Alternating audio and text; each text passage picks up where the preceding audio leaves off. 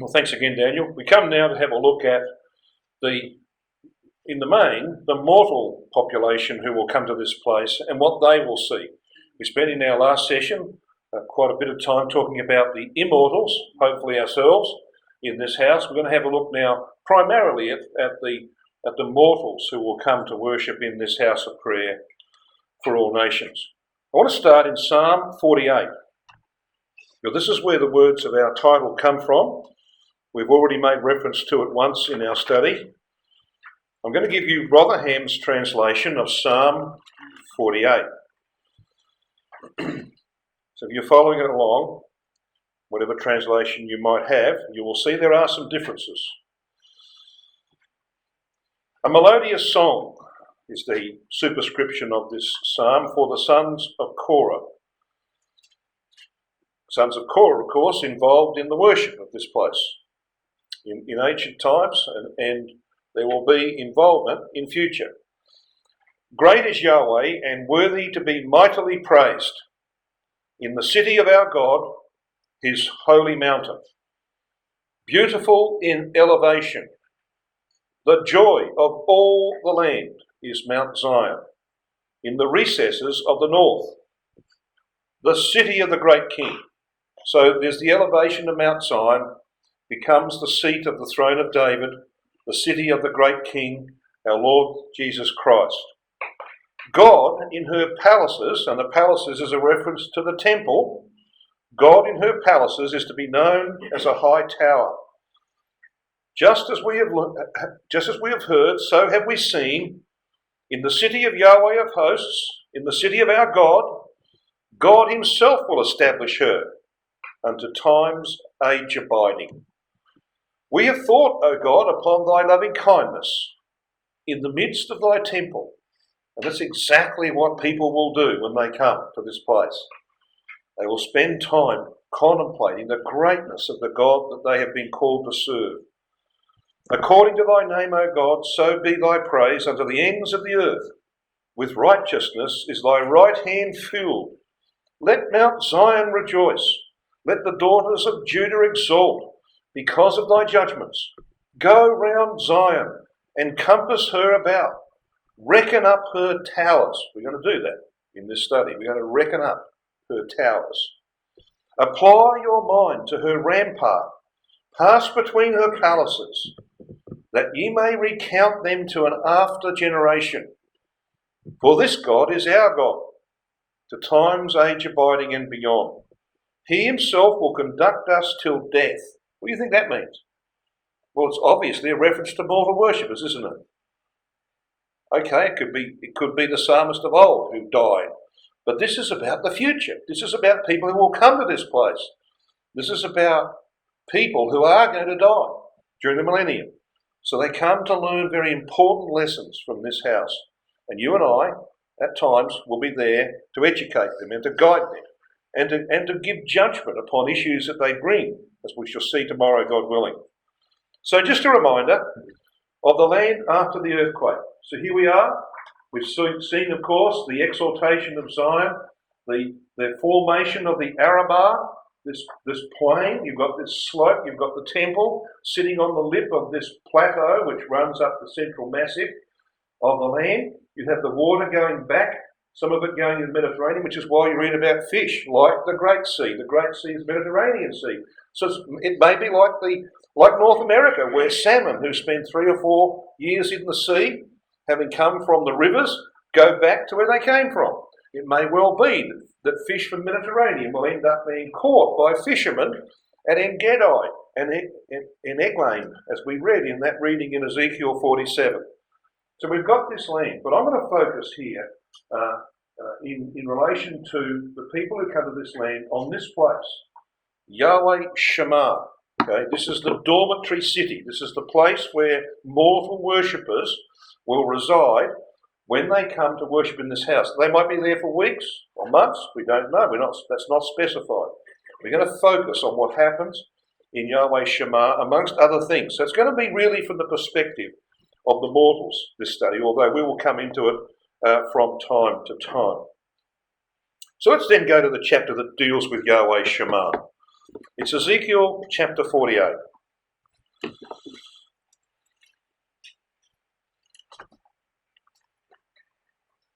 The very last chapter of the prophecy of Ezekiel. Now the section that deals with Yahweh Shema begins in Ezekiel 48 and verse 30. And these are the goings out of the city on the north side, 4,500 measures. And the gates of the city shall be after the names of the tribes of Israel, 3 gates northward. And then, of course, in verse 32, the east side, 4,000, 3 gates, and then the south, and then the west. And then you have verse 35. Okay, now verse 35 gives us the name of this place. Now let me just say, this is sometimes confused with the temple itself. I've often heard people say that Ezekiel 48 verse 35 is a reference to the temple. It's not a reference to the temple. It's a reference to the dormitory city that the worshippers who come to worship in the temple will reside in because they're mortal. They need a place to sleep. They need a place to eat. They need bathrooms, washrooms, okay? That's where they'll find this. Now, of course, obviously, in the house of prayer, there will also be provision made for things that mortals require. But this is a totally different place to the temple itself. Now, the confusion comes from what you read in the translation of verse 35, because it says this. It was round about 18,000 measures, and the name of the city from that day shall be Yahweh is there. Now, it's a pretty poor translation. You may have a different translation to that, but that's a pretty poor translation. So what we're talking about is this city. It's a large city. It's nearly 11 miles square. Okay, so it's a pretty big place. And it is some 22 miles from the temple, which is up here. Okay, and the name Yahweh Shema is given by Brother Sully. He says the meaning is Yahweh thither, or to Yahweh from this place. Literally, in the Hebrew, it means from thence unto Yahweh. Okay, so what it's saying is that when the mortal worshippers come to worship in the temple up here, this is where they abide while they are in the land. This is the place. It's like a dormitory city. And so they are housed and fed and cared for here in this place. And then they make the journey, whenever it's required, they make the journey 22 miles north to the house. And we don't know whether there's some kind of conveyance.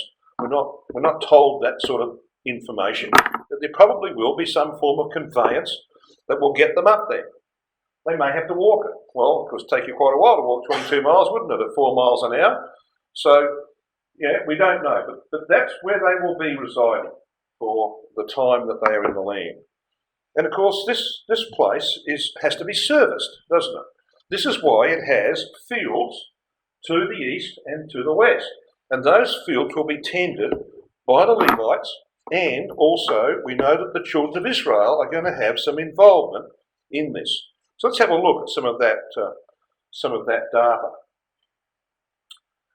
I want you to come to Ezekiel 48, and I'm going to read from verse 15. Because this is where this city begins to be described. Verse 15.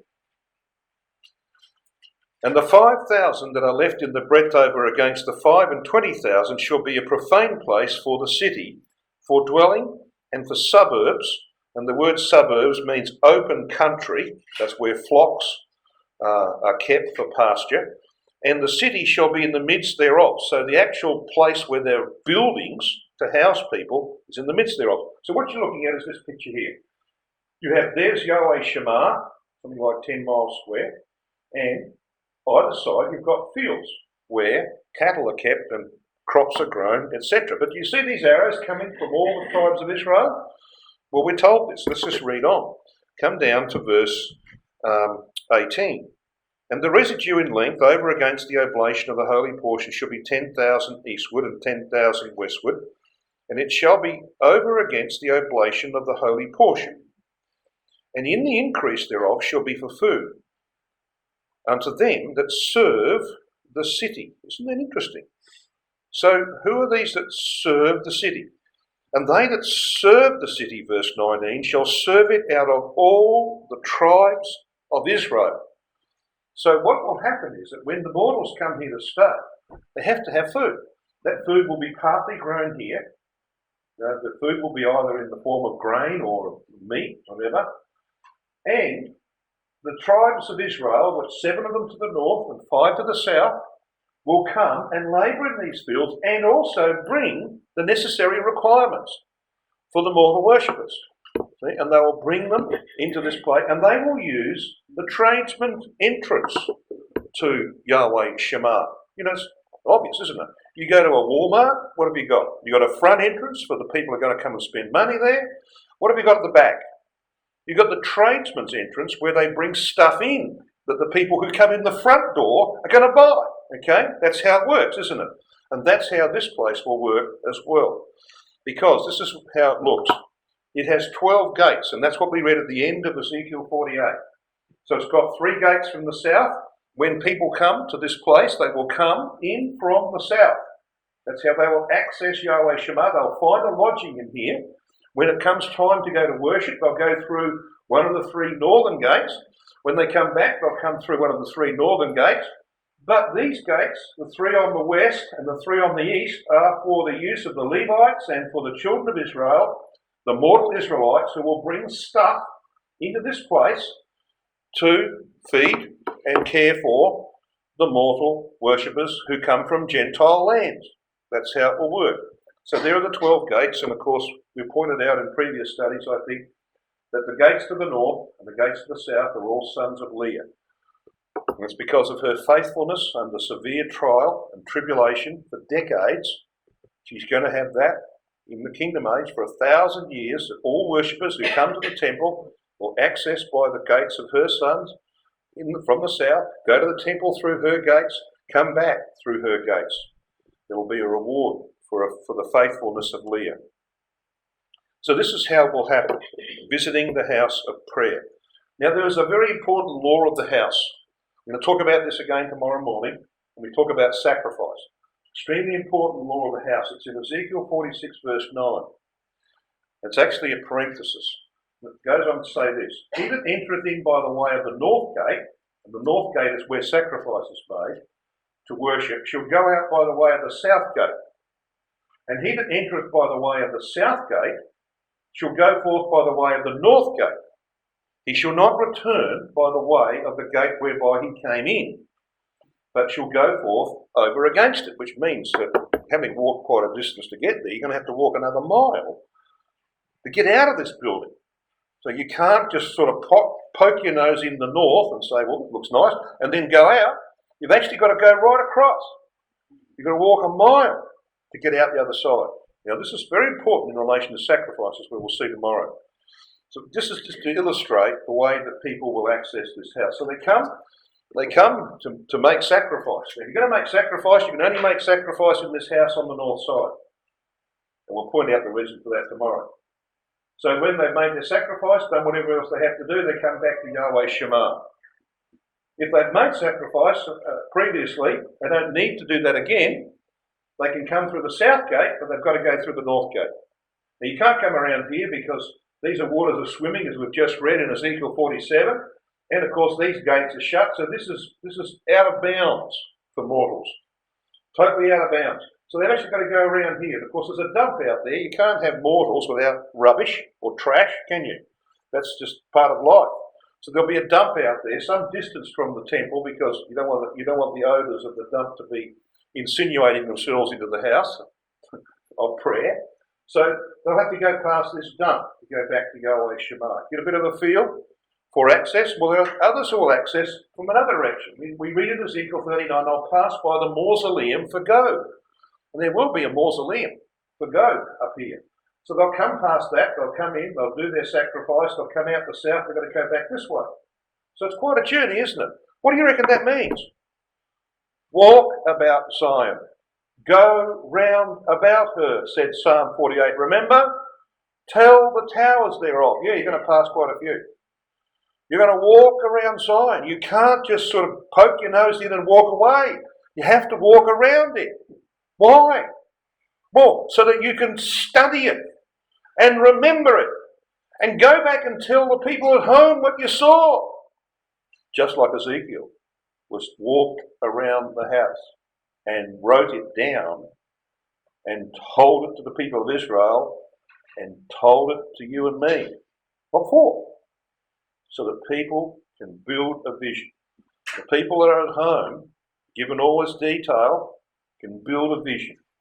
All right? And when they get there, oh, I know, that's exactly what I saw in my vision. What's happening here? I know this. See? And that will shape the way they live their lives today. That's the point of it. Where there's no vision, the people perish. They're made naked. You get a vision, then you'll aim to be there. That's what it's all about. Great importance. I want to come and have a look now at the corner towers that are going to be very much in that vision. Come to Ezekiel 46, the last little passage that we read a little while ago. Ezekiel 46. We'll pick this up from verse 19, which begins a description of the corner towers. Verse 19 says, "And he brought me through the entry, which was at the side of the gate, into the holy chambers of the priests, which looked toward the north." So this is the side of sacrifice. "And behold, there was a place on the two sides westward," or as it is rendered by the RV, the hinder part. The RSV has at the extreme western end of them. So Ezekiel's looking west, east is to the front. So here we've got it. This is the northern outer court, so this is where they enter. Okay, sacrifices made here.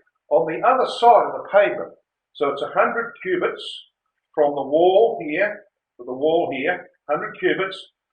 On the other side of this pavement, these cellae are called the holy chambers of the priests. Now the priests referred to here are not immortal priests.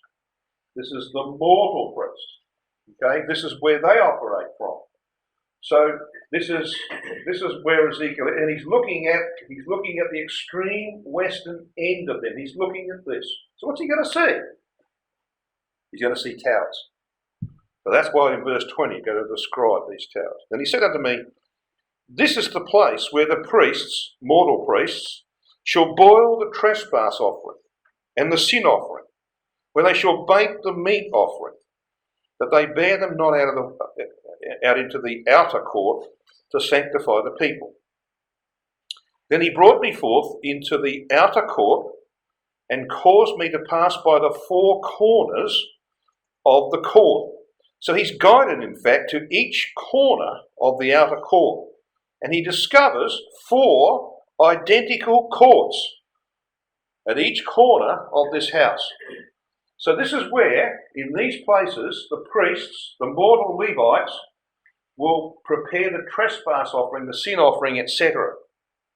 Okay? And these, of course, under the law of Moses, were consumed only by the priests. We know that from Leviticus chapter 6. We're going to see people are going to be involved in meals and feasts that are held. Then it says in verse 21, "He caused me to pass by the four corners, guided to each of the four corners of this massive 1 mile square building." And he finds four identical courts there. So let's read on in verse 22. "In the four corners of the court there were courts joined of 40. Now, most of your Bibles have cubits. True? Not true. That's what you got, but it's not true. It should be reeds. All right? Now, the difference between a cubit and a reed is quite enormous, isn't it? A cubit is what? 2 feet? A reed is 6 cubits, 12 feet. So quite a big difference. It actually should read reeds. So they were, he says, joined of 40 reeds long and 30 broad. These four corners were of one measure. So what does this word joined imply? Well, it's the Hebrew word katrol, and it means smoking or steaming with fragrance. Young's literal has perfume. In other words, there's steam and smoke coming out of these four corners. Why would that be the case? Well, we were told. See what it says in verse 20?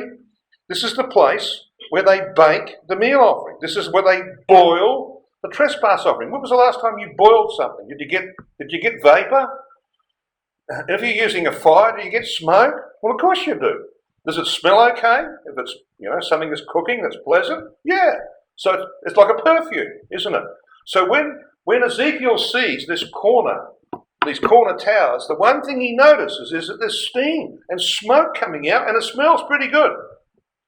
There's a perfume there. Why? Well, because they're actually preparing the meals that will be partaken of in this place by mortal worshippers. You know how many people can actually sit down and eat a meal here each day?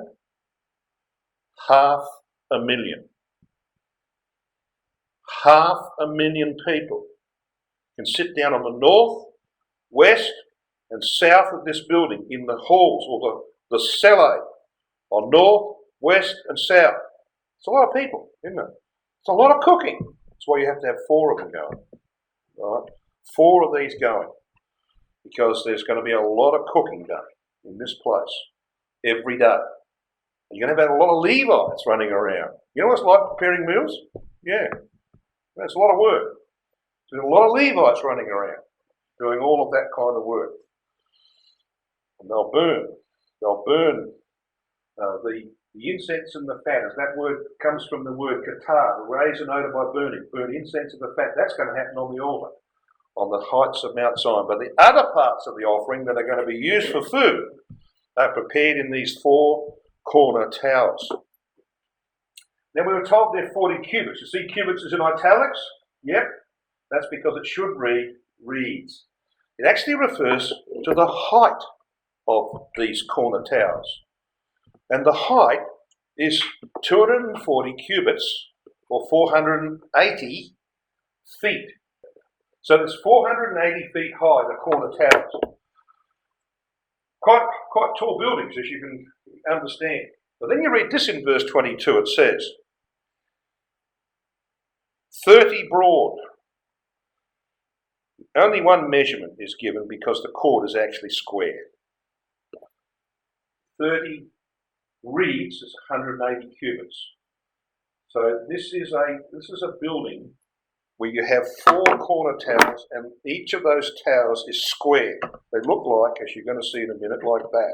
Because verse 23 says, and there was a row of building round about them 4, and it was made with boiling places under the rows round about.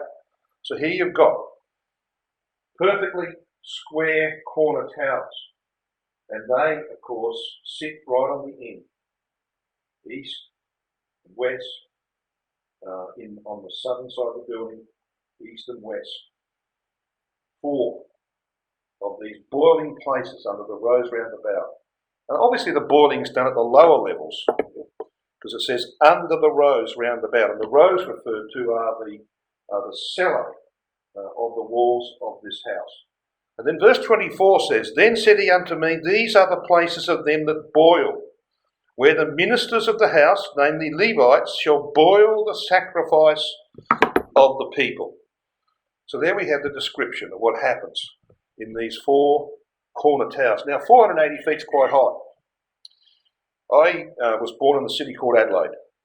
It was designed by a gentleman called Colonel Light in 1836. And it's 1 mile square. All right. So you have North Terrace and East Terrace, South Terrace and West Terrace, 1 mile square. Around that you have parkland.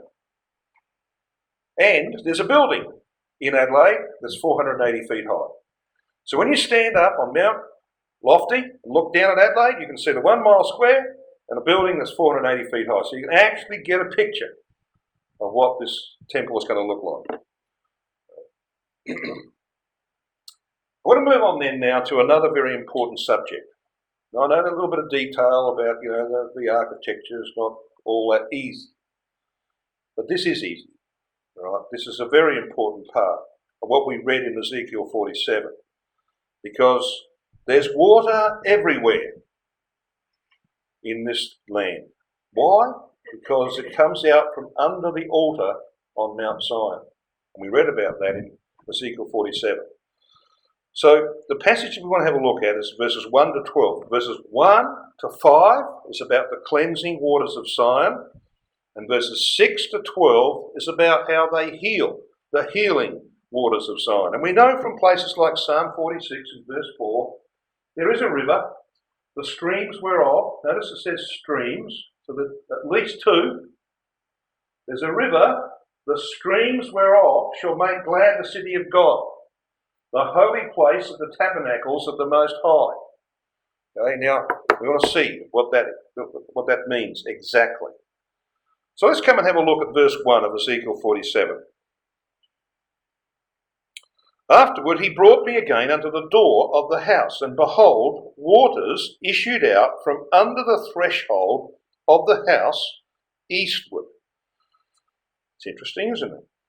For the forefront of the house stood toward the east, and the waters came down from the right side of the house at the south side of the altar. So it's a very detailed description. And what it means, of course, is that as we look at this, there's the east of the house, okay, and he says that waters came out from under the threshold of the house eastward, but they came firstly down the side of Mount Zion, from under the altar.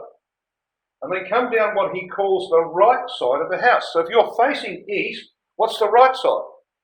The south side, okay? So the waters come from under the altar, they run down the south side, they go underground, and they come out under the threshold of the gates on the south and on the north. So there is a river, remember that? There is a river that makes glad the house of God, the most holy place, yes, and its streams run off to the east. And they're going to have an amazing healing effect on this land. That's the subject we've got in front of us. So we know from this that Ezekiel's actually standing here. This is what he's observing. He's standing down here on this corner, near this corner tower. You've just seen these towers, remember? And he's looking eastward. He sees this water running off. But then we come to another place where Ezekiel's going to stand. So he looks up, he sees the water coming down from the right side, or from the south of the altar, and he sees it coming out under the gates. But come to verse 2. In verse 2 we read this. Then brought he me out of the way of the gate northward, and led me about the way without unto the outer gate by the way that looketh eastward, and behold, there ran out waters on the right side. So where's he now? Well, he's up here. He's on the north side. And what he's done is he's come out of one of these gates. And when you come out of a gate, what's your right side? If you're coming out and you're heading north, what's your right side? To the east. See? So his line of view is down here. He's looking down at this river. He saw one down here, and now he sees this one. Okay? Looks towards the east, and behold, there ran out waters on the right side. You got a picture? Right. Well, what are they for? What's this designed to do? Is this where you get a bottle of water? Or is it something more important than that? Well, there is something more important. That's his line of sight down there. So let's come to verse 3. And when the man that had the line in his hand, read Christ, who's the builder of the house, Ezekiel 40 and verse 3.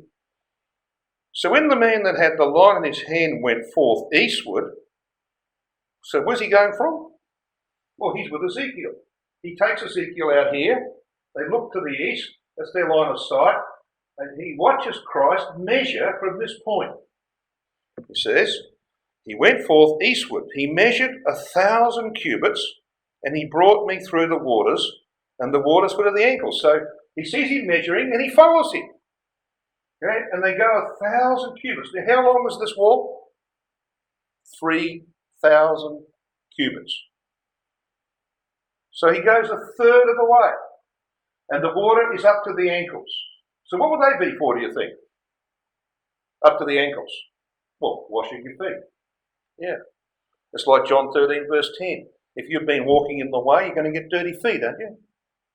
You know, that's what happens if you get dirty feet. You have to wash your feet. That's your walk, washing your walk. So those who have been baptised, when they come to this place, they'll go through the water to the ankles, wash their feet. Where next? Look at verse 4. Again, he measured 1,000, and he brought me through the waters, and the waters were to the knees. So another 1,000. He goes along here, and he's following Christ, the builder of the house, okay, and he finds out that this is up to the knees. Well, now, why would you want water to the knees? Well, because this is for more thorough washing. I wonder who might be using that water. Well, I think Levites. Levites who kill the sacrifices, who are covered in blood, who are doing all the cooking in the towers. They might need to wash every now and then, eh? So this is where they'll wash, in water to the knees. But then we read on in verse 4, it says, again he measured 1,000 and brought me through, and the waters were to the loins. To the loins? That's up here. It's like up to your waist level, almost to your waist level. So what's that for? Well, this is what happens. He's taken right down here. And what we have here, he arrives at the eastern end of this building. And the water here is up to the loins. That's water you can baptise people in. All right? You walk them into the water and you can baptise them in water of that depth. So those who need to be baptised, are ready for baptism, that's where that's done. But what happens when you go beyond that? Look at verse 5. Afterward he measured 1,000, and it was a river that I could not pass over, for the waters were risen, waters to swim in, a river that could not be passed over. Yep, so that beyond this point, you can't pass this river without swimming. That, of course, means that access to the eastern side of the house is very difficult. But I want you to notice verse 6. And he said unto me, Son of man, hast thou seen this? Well, of course he'd seen it. He's just followed Christ through this water. Obviously he's seen it. So what does it mean? What do you think that means? It means this, brothers and sisters. Do you get it? Ezekiel, do you get it? That's the question he's being asked. So what do you think water represents in the scheme of things? The washing of the water by the word, says the apostle in Ephesians chapter 5. That's critical for the development of the bride of Christ. The washing of the water by the word. Without water, you ain't going nowhere. That's what he's saying here. You're not going to be there unless the water of the word has done its job in your life. That's his message, brothers and sisters. And he's asked the question, you get it? How important is the word of God in our lives? And of course, water produces life, doesn't it? New life, growth, development. That's why you read in verse 7 of Ezekiel 47. Now when I had returned, behold, at the bank of the river were very many trees on the one side and on the other. So what's this water doing? It's giving life. Look at verse 8. Then he said unto me, these waters issue out toward the east country, and they go down into the desert, or to the Arabah, as the word is. Well, of course, this is what is over the lip, isn't it? The plateau. It's the Arabah. So these rivers go down over the lip of the plateau, and they run off into what's now a living sea. They make it a living sea. It's no longer a dead sea. It's teeming with life. Where's this life coming from? From under the altar of sacrifice on the top of Mount Zion. And every sacrifice laid on that altar points to the Lord Jesus Christ, as we will see tomorrow, God willing. You don't get life without that sacrifice. So this is the picture. The healing waters of Zion. They issue out toward the east. So they come out from under the gates on the north and the south, and they run down here to the east. They go down to the Arabah. See, this is the Arabah, the plain that is formed from Geba to Rimmon. They run down here, and they come into this place. It shall come to pass that everything that liveth, which moveth whithersoever the rivers shall come, shall live, and there shall be a very great multitude of fish, because these waters come thither, for they shall be healed, and everything shall live whither the river cometh. Yahweh Shema is just down here. It's not too far away from this living sea. But there's something interesting at the base of this living sea. Something very interesting, as we're going to see. Because when you come to verse 11 of Ezekiel 47, it says this: "But the miry places thereof and the marshes thereof shall not be healed." Yeah, most of this sea is healed, but not this area down here, right at the base of the Dead Sea today. You know, they're mining there today, right down at the southern end of the Dead Sea, because there's no longer water there. Okay, well, it's going to stay much like it is today. Why? It says the miry places and the marshes shall not be healed; they shall be given to salt. Why salt? Well, have a look at Ezekiel 43 and verse 24. Ezekiel 43 verse 24. This is about Ezekiel making sacrifice in the kingdom age as our representative. That's what he does here. He represents you and me, because we will make sacrifice in the kingdom age. Look at verse 24. "And thou, Ezekiel, shall offer them before Yahweh. And the priests," meaning the mortal Levitical priests, "shall cast salt upon them, and they shall offer them up for a burnt offering unto Yahweh. As it was under the law of Moses, no sacrifice made without salt." Why salt? Because it preserves from corruption. It speaks of sound, wholesome principle. And so God is making provision for the salt of the sacrifices for 1,000 years. So guess what section of the Holy Oblation the marshes are in? The portion of the Levites. Because they're the ones who go down with their shovels and gather the salt into bags and bring it up to the house, so that when they bring the sacrifices from the north gate into the inner circular sanctuary and hand them to the immortal priest to go up to the altar, there'll be salt with those sacrifices. Marvellous, isn't it? How God has made provision for all of these things. And then we read in Ezekiel 47 verse 12 about the abundance of trees and of fruit. Why? Why is there such an abundance? Because their waters, they issued out of the sanctuary. Water coming from under the altar of the sanctuary. That's why there's abundance. How important then is the word of God in the scheme of things? And we know, of course, that trees are a symbol in the word of God for the saints in the kingdom. I'm not going to take you to these passages. They're so straightforward. Psalm 1 verse 3.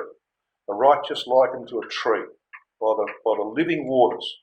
Psalm 92 verse 12. The righteous are like a palm tree, growing upright. Jeremiah 17. Trees of righteousness, verses 7 and 8. And Revelation 22 verse 2. We've got a wood of life. References that tell us that the saints are symbolised in the Word of God by trees. Now, a very interesting feature of the house. We're looking at this from a mortal perspective. I want to show you something about this house. Now, this is an artist's impression of the cloud that will cover Mount Zion. Now, of course, the artist couldn't put it out to where it actually will belong. It's going to come out to the inner gates of the circular sanctuary. I mean, if you did that, you wouldn't be able to see anything, would you? So the artist has just given us a bit of a cloud. I want to show you what the actual situation will be in the kingdom age. You know, we look at this picture of the temple, and that's great. Mortals are not going to see some of that, I'll show you. Worshippers approach the sanctuary. We read in Isaiah 66 verse 23, "Come to pass from one new moon to another, and from one Sabbath to another, shall all flesh come to worship before me." And here they come to the inner circular sanctuary. So they've done their sacrifice. They're coming across the separate place. They're coming to this place. They go up the steps. They don't go inside. They go to the top of the steps. We're going to see the reason for that in our exhortation tomorrow, God willing. But what they do see from here is a cloud. And that cloud is sitting over the inner gates of this circular sanctuary. All right, now let's examine this. I want you to come to Isaiah chapter 4. Isaiah 4.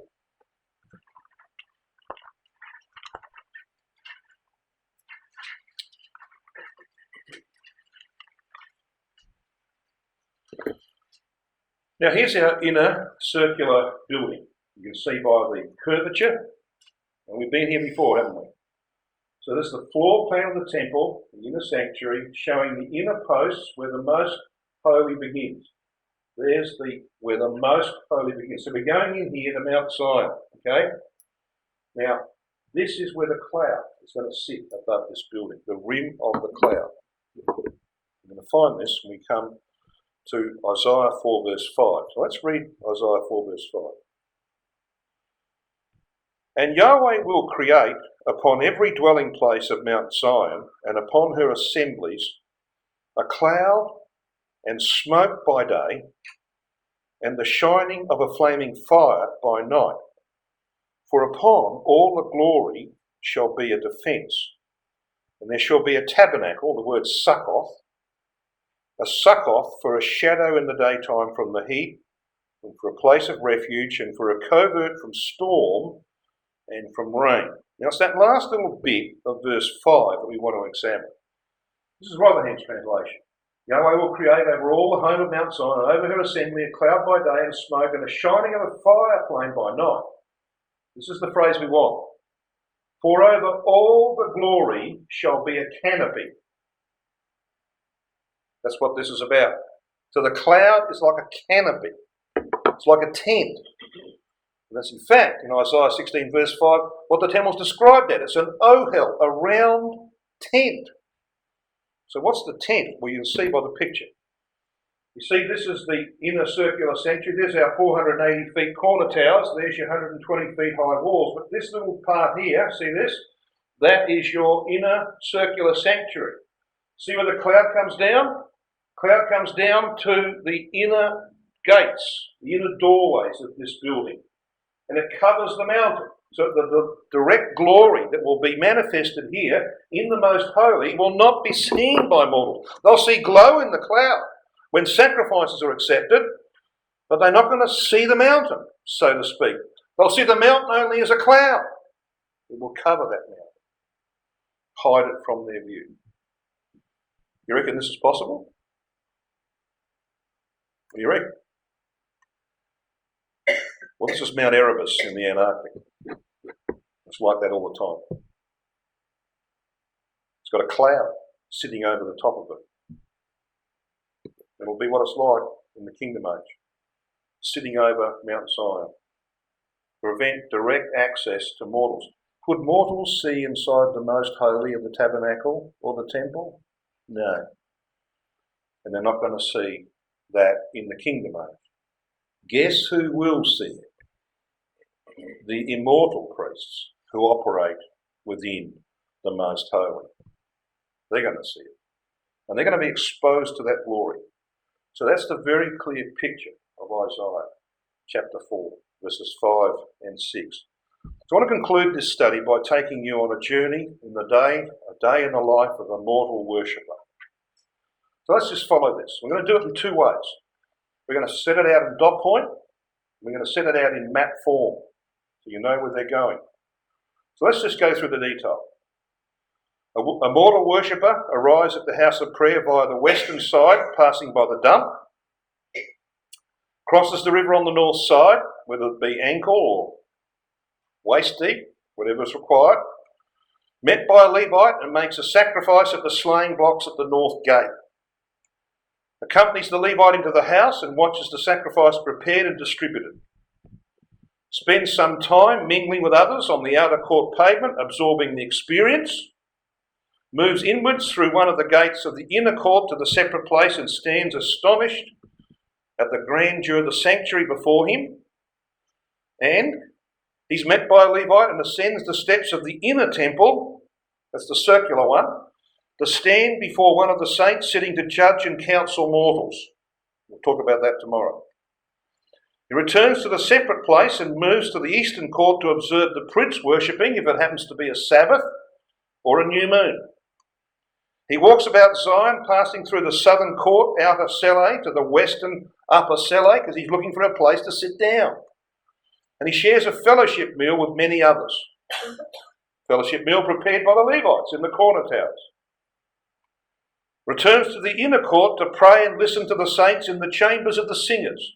an experience he will never forget, and stands awestruck as today's sacrifices are accepted at 3 p.m. Well, that 3 p.m., the hour that Christ died. Okay?